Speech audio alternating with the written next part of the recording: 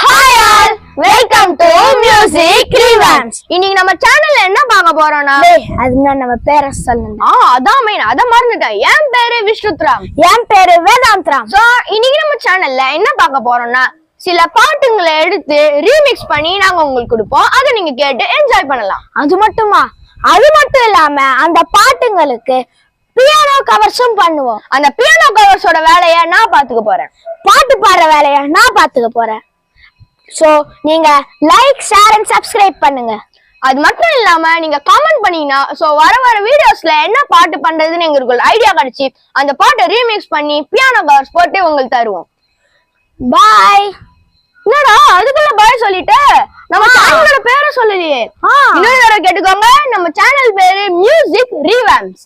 So பாய்.